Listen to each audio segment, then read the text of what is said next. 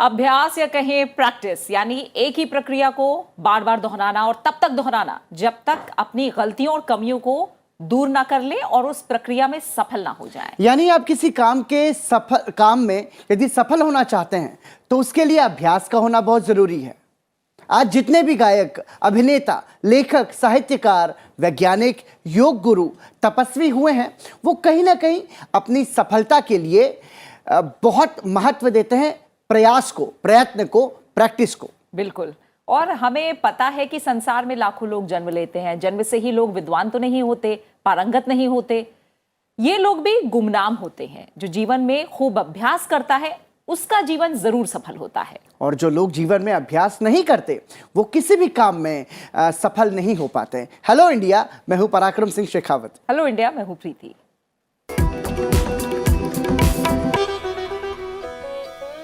और आइए hello India की शुरुआत करते हैं देश की बड़ी राष्ट्रीय सुर्खियों के साथ। आज से संसद के बजट सत्र की शुरुआत हो रही है। राष्ट्रपति रामनाथ कोविंद के अभिभाषण के साथ शुरू होगा संसद का बजट सत्र। बजट सत्र कोविड प्रोटोकॉल के साथ होगा। सुबह 10 बजे से राज्यसभा और दोपहर 4 बजे से लोकसभा की कार्यवाही होगी। –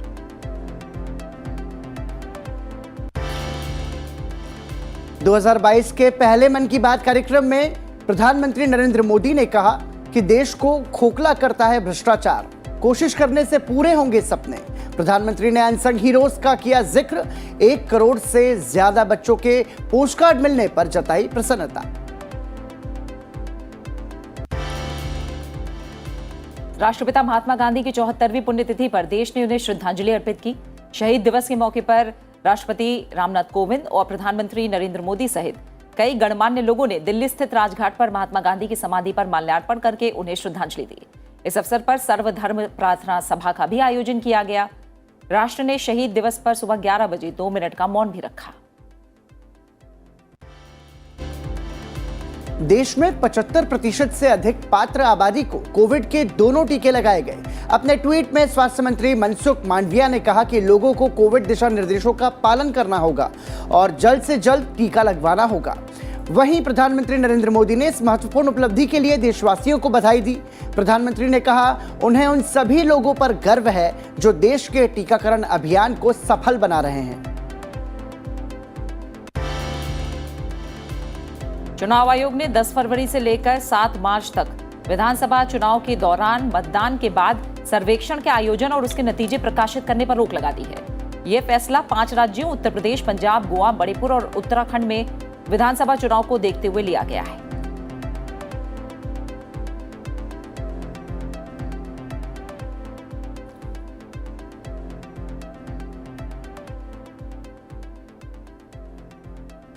और आइए अब एक नजर डाल लेते हैं राज्यों से आ रही बड़ी खबरों पर।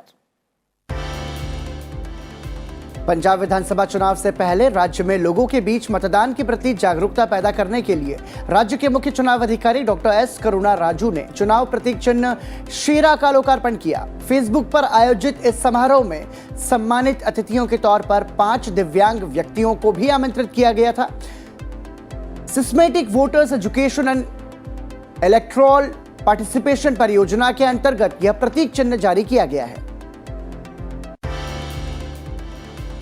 कांग्रेस ने पंजाब विधानसभा चुनाव के लिए 8 उम्मीदवारों की तीसरी सूची जारी की। मुख्यमंत्री चरणजीत सिंह चन्नी भदौर निर्वाचन क्षेत्र से चुनाव लड़ेंगे।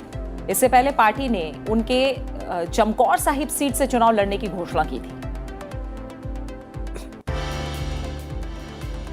उत्तर प्रदेश में विभिन्न राजनीतिक दलों के वरिष्ठ नेताओं ने घर घर जाकर प्रचार अभियान चलाया और छोटी जनसभाएं और डिजिटल रैलियां आयोजित की।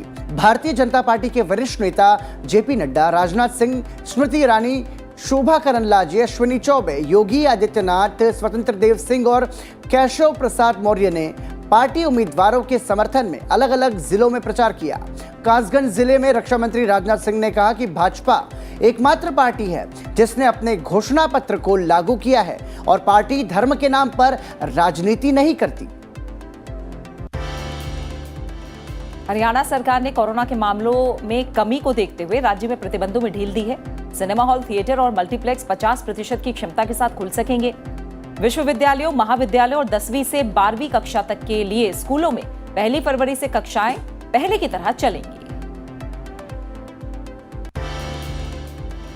केरल में लगातार 5वें दिन भी कोविड संक्रमण का आंकड़ा 50,000 से ऊपर बना रहा। राज्यों में संक्रमण दर रिकॉर्ड 49.89% पहुंच गई। एर्नाकुलम जिले में सर्वाधिक 9,704 व्यक्ति कोविड से संक्रमित हुए हैं। स्वास्थ्य अधिकारियों ने 101 कोविड मृत्यु के अलावा उच्चतम न्यायालय के निर्देशों के अनुरूप 374 लोगों की मृत्यु को भी कोविड मृत्यु के रूप में दर्ज किया है। राज्य में कोविड संक्रमित व्यक्तियों की संख्या 3,54,595 तक पहुंच गई है। इस बीच केरल में लॉकडाउन की तरह कल रात से कड़ी पाबंदियां लागू कर दी गई हैं। महामारी के प्रसार के आधार पर जिलों को 3 श्रेणियों में बांटा गया है। तिरुवनंतपुरम जिला सर्वाधिक संक्रमित है, इसके बाद एर्नाकुलम और 7 अन्य जिले हैं।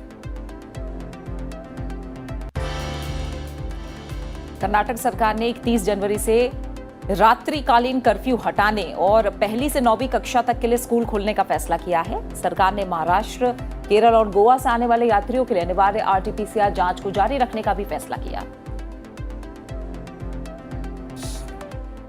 और आइए अब नजर डालते हैं अंतर्राष्ट्रीय सुर्खियों पर।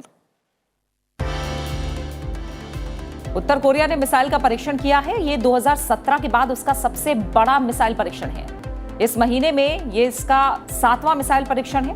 दक्षिण कोरिया की राष्ट्रीय सुरक्षा परिषद ने बताया है कि मिसाइल का परीक्षण उत्तर कोरिया के पूर्वी तट से स्थानीय समय के अनुसार सुबह 7:52 पर किया गया।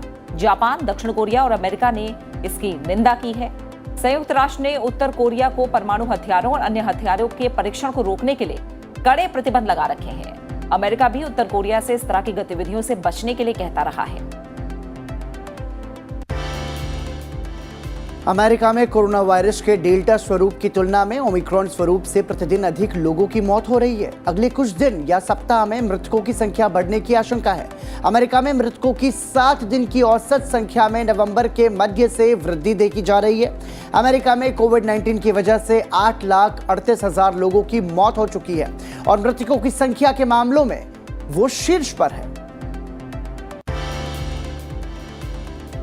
अमेरिका के रक्षा मंत्री लॉयड ऑस्टिन ने कहा है कि यूक्रेन की सीमा के निकट बड़ी संख्या में रूसी बलों को तैनात किया जा चुका है और रूस के राष्ट्रपति व्लादिमीर पुतिन के पास अब कई सैन्य विकल्प हैं। लॉयड ऑस्टिन ने कहा कि हम ये नहीं मानते कि राष्ट्रपति पुतिन ने यूक्रेन के खिलाफ इन बलों का इस्तेमाल करने का अंतिम निर्णय ले लिया है, लेकिन उनके पास स्पष्ट रूप से ऐसा करने की क्षमता है। इस बीच मॉस्को में रूस सरकार ने बताया कि पुतिन ने फ्रांस के राष्ट्रपति इमैनुअल मैक्रों से कहा कि पश्चिमी देशों ने रूस की सुरक्षा संबंधी चिंताओं पर गौर नहीं किया। रूस के विदेश मंत्री सर्गेई लावरोव ने कहा कि रूस युद्ध शुरू नहीं करना चाहता, लेकिन वो पश्चिमी देशों को उसके सुरक्षा हितों को रौंदने नहीं देगा। इस बीच ऑस्टिन ने भी राष्ट्रपति पुतिन से तनाव कम करने की अपील की। रूस ने यूक्रेन की सीमा के निकट 1 लाख से अधिक सैनिकों को तैनात किया है, जिससे इस क्षेत्र में युद्ध की आशंकाएं तेज हो गई हैं। रूस ने लगातार इस बात से इनकार किया है कि वो यूक्रेन पर हमले की योजना बना रहा है, लेकिन अमेरिका और उसके नाटो सहयोगियों का मानना है कि रूस युद्ध की ओर बढ़ रहा है। अमेरिका ने यूक्रेन के मौजूदा संकट को दूर करने के लिए आज संयुक्त राष्ट्र सुरक्षा परिषद की एक बैठक बुलाई है। संयुक्त राष्ट्र में अमेरिका की प्रतिनिधि लिंडा थॉमस ग्रीनफील्ड ने कहा है कि 1 लाख से ज्यादा रूसी सैनिक यूक्रेन और रूस की सीमा पर तैनात हैं। उन्होंने अपने बयान में कहा कि रूस अंतर्राष्ट्रीय शांति और सुरक्षा और संयुक्त राष्ट्र चार्टर के लिए गंभीर स्थिति पैदा कर रहा है। रूस की आबादी में सोवियत संघ के पतन के बाद अब तक की सबसे बड़ी गिरावट देखने को मिली है। कोरोना और दूसरे कारणों से रूस में करीब 10 लाख लोगों की मौत हो चुकी है। रूस की सांख्यिकी एजेंसी रोस्टैट की रिपोर्ट में यह जानकारी दी गई है। 2020 में भी रूस की आबादी 5 लाख से ज्यादा घट गई थी। 2021 में रूस की आबादी में भारी कमी के मुख्य वजह कोरोना महामारी तो है ही, लेकिन रूसी सरकार की जनसंख्या नीति को भी इसका जिम्मेदार माना जा रहा है। रूस दुनिया के उन देशों में शुमार है जो कोरोना से बहुत ज्यादा प्रभावित हैं। ऑस्ट्रेलिया सरकार ने द ग्रेट बैरियर रीफ के संरक्षण के लिए अगले 9 वर्षों में 1 अरब ऑस्ट्रेलियाई डॉलर खर्च करने की घोषणा की है। ऑस्ट्रेलिया के प्रधानमंत्री स्कॉट मॉरिसन ने इसका ऐलान किया। ऑस्ट्रेलिया ने द ग्रेट बैरियर रीफ का विश्व विरासत स्थल का दर्जा घटाने संबंधी यूनेस्को के फैसले को स्थगित करने के बाद यह कदम उठाया है। उत्तर पूर्वी तट पर भूक्षरण की समस्या को दूर करने, भूमि की स्थिति में सुधार लाने और कीटनाशकों का समुद्र में अतिरिक्त प्रवाह रोकने के लिए ये राशि खर्च की जाएगी। इस मदद से द ग्रेट बैरियर रीफ में फिर से मछलियों और अन्य जलीय जीवों की तादाद बढ़ेगी। और आइए अब नजर डालते हैं आज की गतिविधियों पर। आज की गतिविधियों की बात करें तो संसद का बजट सत्र आज से शुरू हो रहा है। दोनों सदनों की संयुक्त बैठक में राष्ट्रपति रामनाथ कोविंद के अभिभाषण से सत्र की शुरुआत होगी। इसके अलावा वित्त मंत्री निर्मला सीतारमण 1 फरवरी को पेश करेंगी देश का आम बजट। आपको बता दें, राष्ट्रपति का अभिभाषण खत्म होने के आधे घंटे बाद शुरू होगी लोकसभा की कार्यवाही। दोपहर 2:30 बजे से शुरू होगी राज्यसभा की बैठक। दोनों सदनों में रखी जाएगी राष्ट्रपति के अभिभाषण की एक प्रति। वित्त मंत्री निर्मला सीतारमण आज आर्थिक सर्वेक्षण 2021-22 पेश करेंगी। अर्थव्यवस्था से जुड़ी हर गतिविधि का लेखा जोखा इसमें होगा। विकास दर और राजकोषीय मजबूती के लिए उठाए गए कदमों का भी जिक्र इसमें किया जाएगा। इसके अलावा आपको बता दें कि सरकार ने बजट सत्र के सुचारू संचालन के लिए सभी राजनीतिक दलों के सहयोग के वास्ते आज दोपहर बाद 3 बजे सर्वदलीय बैठक बुलाई है।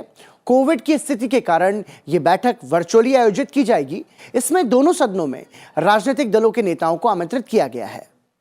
साथ ही साथ आपको बता दें कि राज्यसभा के सभापति एम वेंकैया नायडू ने भी बजट सत्र के एजेंडे पर चर्चा के लिए आज शाम 5 बजे सदन के राजनीतिक दलों के नेताओं की वर्चुअल बैठक बुलाई है।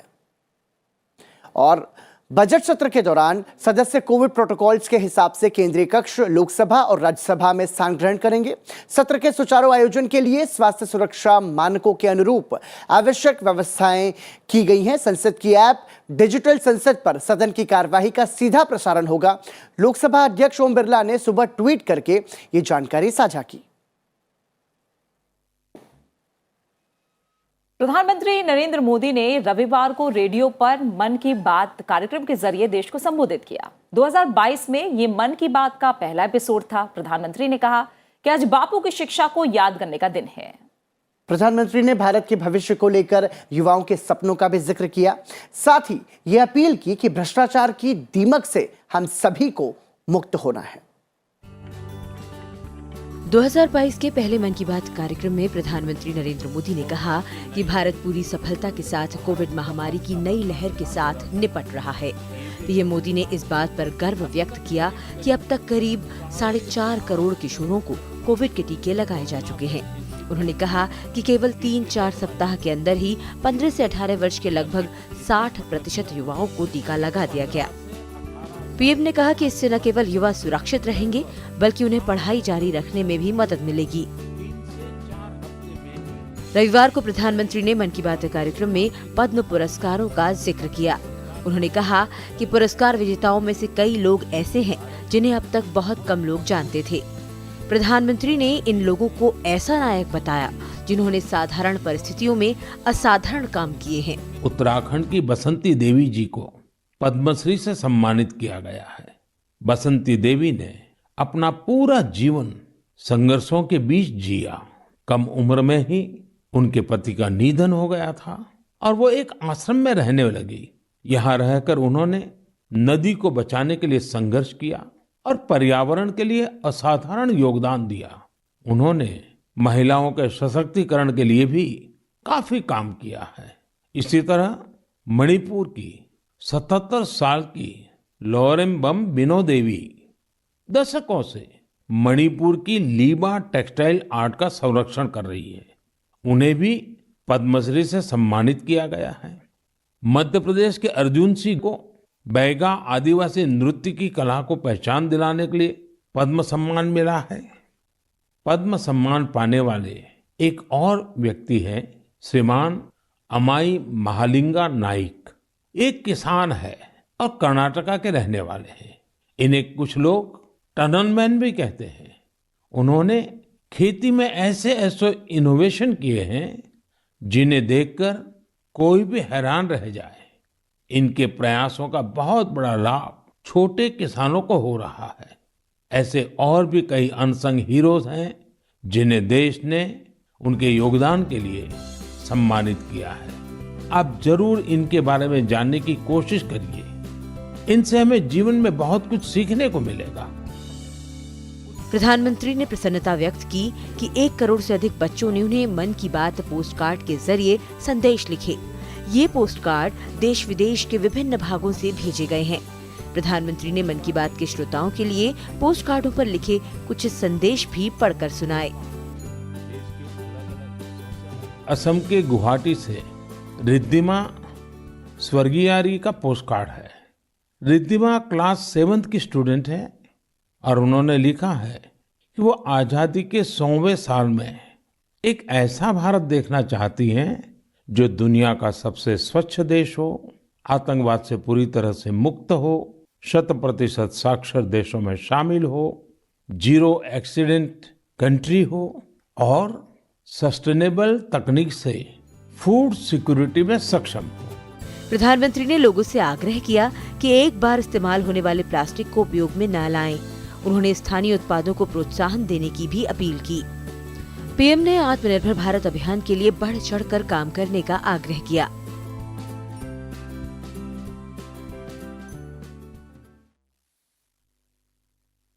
और फिलहाल यहाँ हम रुक रहे हैं एक छोटे से ब्रेक के लिए, और ब्रेक पर जाते जाते आपको दिखाते हैं भारत और इजराइल के बीच पूर्ण राजनयिक रिश्तों की नींव पड़े 30 साल पूरे होने पर देश में और इजराइल में की गई विशेष सजावट और रोशनी की झलक। आप बने रहिए हमारे साथ। ब्रेक के उस पार आपको बताएंगे आज के दिन से जुड़ा इतिहास।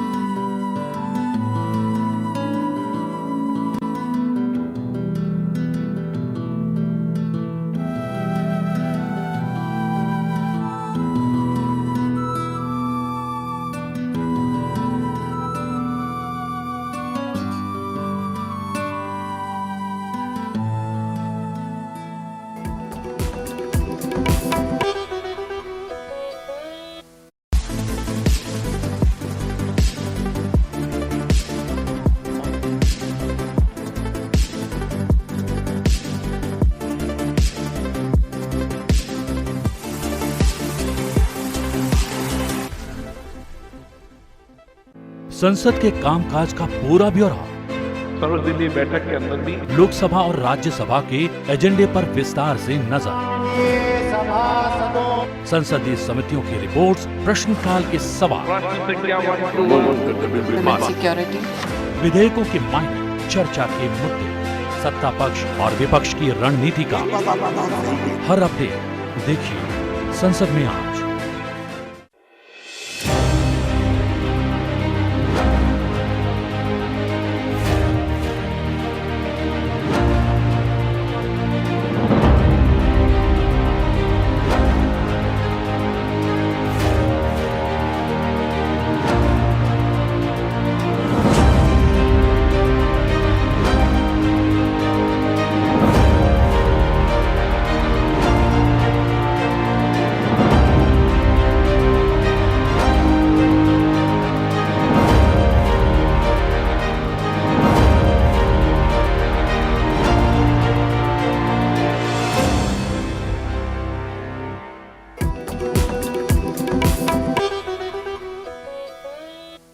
हेलो इंडिया ब्रेक के बाद एक बार फिर आपका स्वागत। और अब बात आज के इतिहास की।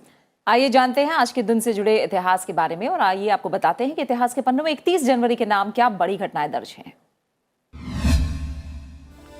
31 जनवरी वर्ष 1923 में मेजर सोमनाथ शर्मा का जन्म हिमाचल के कांगड़ा जिले में हुआ। सोमनाथ शर्मा ने देहरादून के prince of Wales royal military college में दाखिला लेने से पहले शेरवुड कॉलेज नैनीताल में अपनी स्कूली शिक्षा पूरी की। मेजर सोमनाथ शर्मा भारतीय सेना की कुमाऊं रेजिमेंट की 4th बटालियन की डेल्टा कंपनी के कंपनी कमांडर थे। उनका फौजी जीवन द्वितीय विश्व युद्ध से शुरू हो गया था। वर्ष 1947 के भारत पाक युद्ध में वीरता से लड़ते हुए मेजर शर्मा शहीद हो गए। उनके अदम्य साहस के लिए भारत सरकार द्वारा उन्हें मरणोपरांत देश के सर्वोच्च शौर्य सैन्य अलंकरण परमवीर चक्र से सम्मानित किया गया। मेजर शर्मा परमवीर चक्र से सम्मानित पहले भारतीय हैं। 31 जनवरी वर्ष 1958 में संयुक्त राज्य अमेरिका द्वारा एक्सप्लोरर 1 लॉन्च किया गया। एक्सप्लोरर 1 अमेरिका द्वारा लॉन्च किया गया पहला उपग्रह था। इसको फ्लोरिडा के केप कैनावेरल से लॉन्च किया गया। एक्सप्लोरर 1 पर एक ब्रह्मांडीय किरण डिटेक्टर उपकरण लगा था, जिसे पृथ्वी की कक्षा में विकिरण पर्यावरण को मापने के लिए डिजाइन किया गया था। इस उपग्रह का निर्माण और संचालन डॉक्टर विलियम एच पिकरिंग ने किया। ये अपनी कक्षा में करीब 12 वर्षों तक लगातार काम करता रहा। एक्सप्लोरर 1 को सैटेलाइट कैटलॉग नंबर 4 दिया गया था। वर्ष 1957 में सोवियत संघ के स्पुतनिक 1 के प्रक्षेपण के बाद अमेरिका और सोवियत संघ के बीच अंतरिक्ष के शीत युद्ध की शुरुआत हुई। और इतिहास के पन्नों के बाद अब एक ऐसी खबर जो सीधे सीधे आपके सरोकार, आपके काम से जुड़ी है, यानी न्यूज यू कैन यूज की। जल्द ही घर की जो रसोई है उससे जुड़ी आपकी एक जो मुश्किल समस्या है वो हल होने वाली है। मतलब ये कि एलपीजी सिलेंडर मिलने में देर होने से अब कई लोगों को जो परेशानी होती थी उससे निजात मिलेगी। और वो निजात कैसे मिलेगी आपको बताते हैं कि अब 1 फरवरी से महज 30 से 45 मिनट के अंदर ही गैस सिलेंडर की डिलीवरी हो जाएगी। आइए जानते हैं न्यूज यू कैन यूज के सेगमेंट में इसके बारे में। अब आपको एलपीजी गैस सिलेंडर बुकिंग के बाद 2-4 दिन का इंतजार करने की जरूरत नहीं है। सरकारी तेल company Indian oil corporation limited ने एलपीजी तत्काल सेवा शुरू करने की योजना बनाई है। IOCL का कहना है कि हर राज्य और यूनियन टेरिटरी के कम से कम एक शहर या जिले से तत्काल एलपीजी सेवा शुरू की जाएगी। इस स्कीम से कस्टमर को एलपीजी सिलेंडर बुकिंग के 30 से 45 मिनट के अंदर ही गैस सिलेंडर की डिलीवरी हो जाएगी। IOC के अधिकारियों के मुताबिक इस सर्विस को 1 फरवरी से शुरू करने की योजना है। तत्काल एलपीजी सेवा का फायदा लेने के लिए आपको सिलेंडर की मूल कीमत से कुछ ज्यादा पैसे खर्च करने होंगे। तत्काल एलपीजी सेवा का लाभ लेने के लिए कस्टमर्स को सुबह 8 बजे से दोपहर 2 बजे के बीच बुकिंग करनी होगी। तत्काल एलपीजी सेवा के लिए इंडियन ऑयल कॉरपोरेशन लिमिटेड ने नया मोबाइल ऐप लॉन्च करने की तैयारी की है। इंडियन ऑयल अपने ग्राहकों को इंडियन ब्रांड के नाम से सिलेंडर बेचती है। देश में 28 करोड़ एलपीजी के ग्राहक हैं, जिसमें 14 करोड़ इंडियन ऑयल कॉरपोरेशन के ग्राहक हैं। और आइए अब नजर डालते हैं संसद टीवी पर आज प्रसारित होने वाले कार्यक्रमों पर।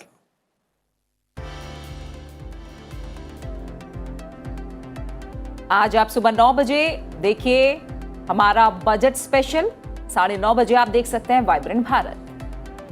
सुबह 10 बजे संसद टीवी पर आप जरूर देखिए संसद में आज। और 11 बजे राष्ट्रपति का अभिभाषण का सीधा प्रसारण संसद भवन परिसर के केंद्रीय कक्ष से। शाम के कार्यक्रमों की बात करें तो शाम 7 बजे आप देख सकते हैं समसामयिक विषयों पर बहस, मुद्दा आपका में। और 7:30 बजे देखिए डिप्लोमेटिक डिस्पैच। रात 8 बजे संसद टीवी पर आप देख सकते हैं आज की खबर। और रात 8:30 बजे द डिफेंडर्स। 9:30 बजे देखिए पर्सपेक्टिव। इसके अलावा और आज एक खास चीज जो प्रीति हम दर्शकों को बताना चाहेंगे वो क्या है? आज हमारा खास कार्यक्रम अभिव्यक्ति आप देखिए, जिसमें आज बात होगी एक खास तरह की वीणा की। वैसे भारतीय वाद्य यंत्र वीणा की आवाज जैसे ही कानों में पड़ती है ऐसा लगता है मानो जैसे कानों में मिश्री सी घुल जाती हो। क्यों प्रीति? बिल्कुल। पारंपरिक वीणा हम देखते हैं जितनी सुमधुर है उतनी ही सुमधुर है उसके वेरिएशन से तैयार हुई सात्विक वीणा। पंडित विश्व मोहन भट्ट के बेटे पंडित सलिल भट्ट ने तैयार किया है इस सात्विक वीणा को। इस बार कार्यक्रम अभिव्यक्ति में इसी सात्विक वीणा की बारीकियां हमें समझा रहे हैं पंडित सलिल भट्ट। तो देखना ना भूले अभिव्यक्ति आज रात 9 बजे संसद टीवी पर। नमस्कार, मैं सलिल भट्ट संसद टीवी के सभी दर्शकों को अपनी सात्विक वीणा के माध्यम से एक बहुत ही विशेष प्रस्तुति सुनाना चाहता हूं।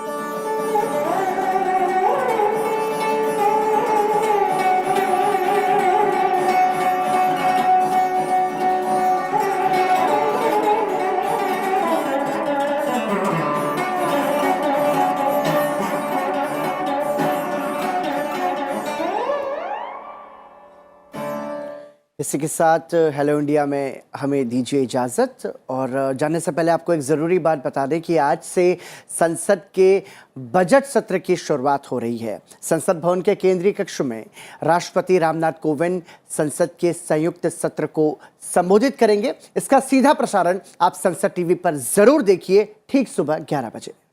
और इसी के साथ फिलहाल मुझे और पराक्रम को दीजिए इजाजत। नमस्कार।